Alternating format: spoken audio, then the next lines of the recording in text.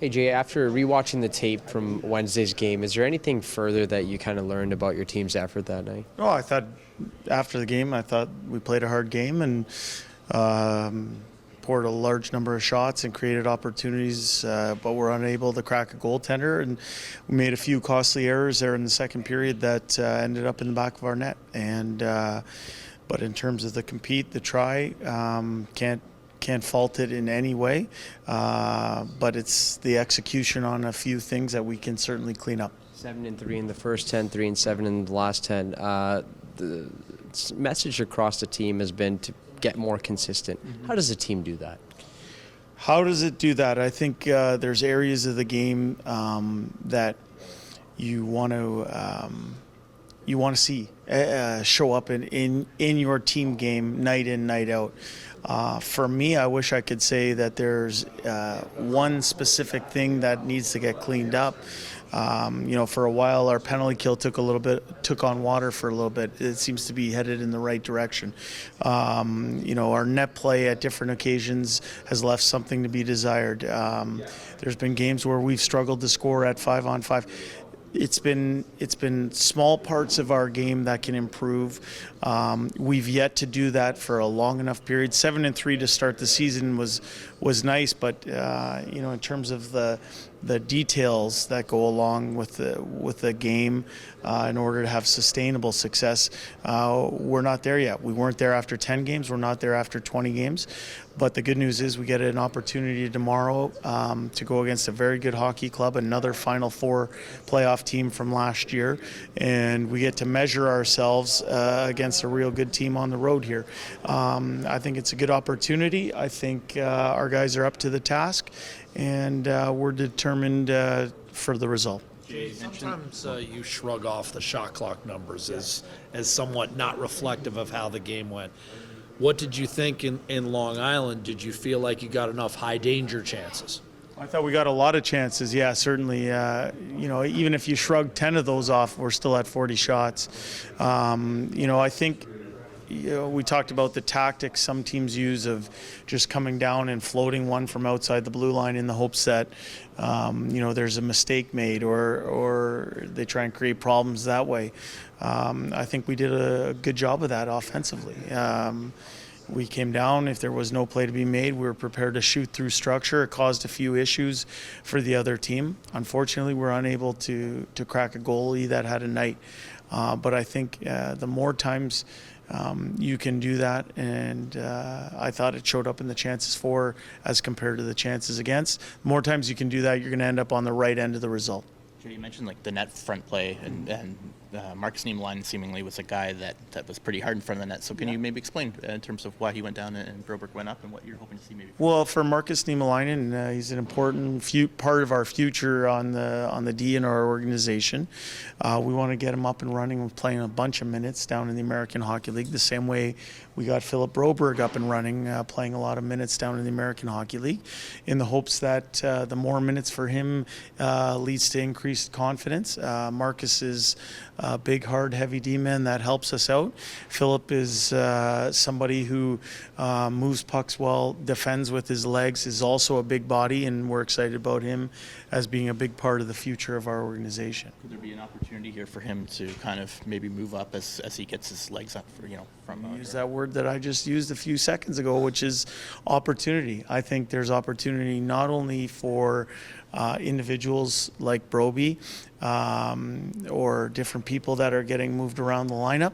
I think as a team, tomorrow represents a great opportunity against a stiff challenge to end our road trip the right way and head back to Edmonton feeling good about ourselves. You talk about stiff challenges. I mean, strength of schedule is something that you mentioned a couple of times, and it's legit. Like every time you guys turn around, you're playing somebody that is one of the top 3 or 4 teams in their conference. So does that contribute to being 10-10, and does it make you stronger maybe in the long? I've never said that. You guys might have said that. But I would say in the end, You get 82 games in a schedule, and we're determined to try and win every single one of them, regardless of who the opponent is. We've played good opponents. In the end, I think that makes you stronger because you realize where your team is at, where your team might need to improve.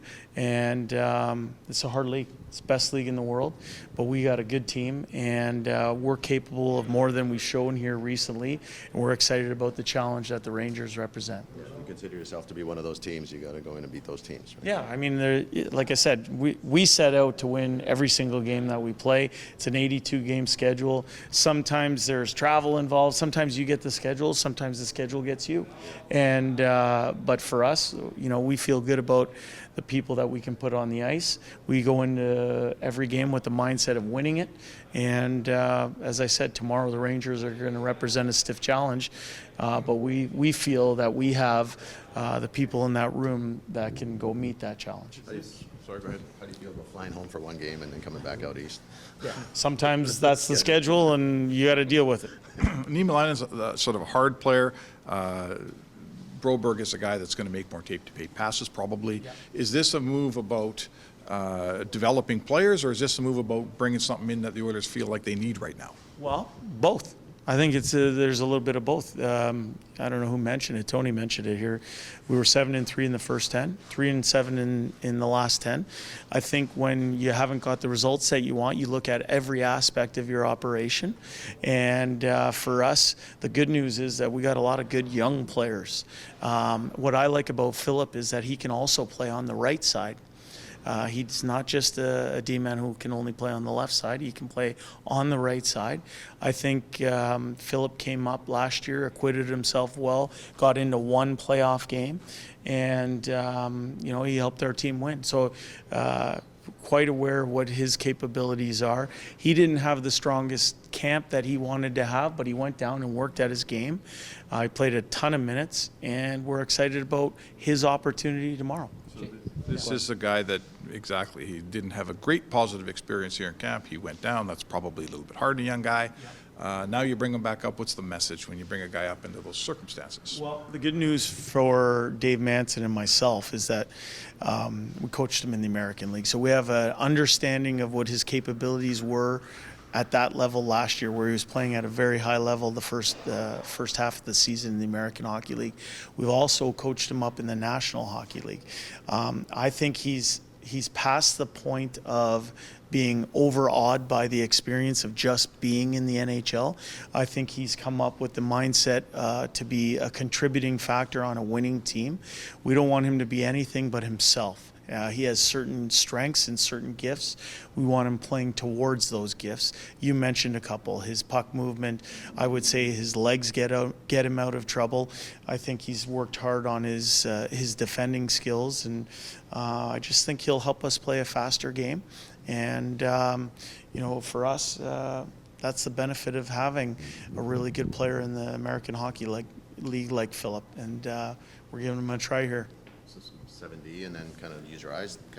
We'll see. We'll see what tomorrow's lineup brings. So your success has been well documented since arriving in the NHL. Sorry, your team's success since your arrival and Dave Manson's arrival back in February.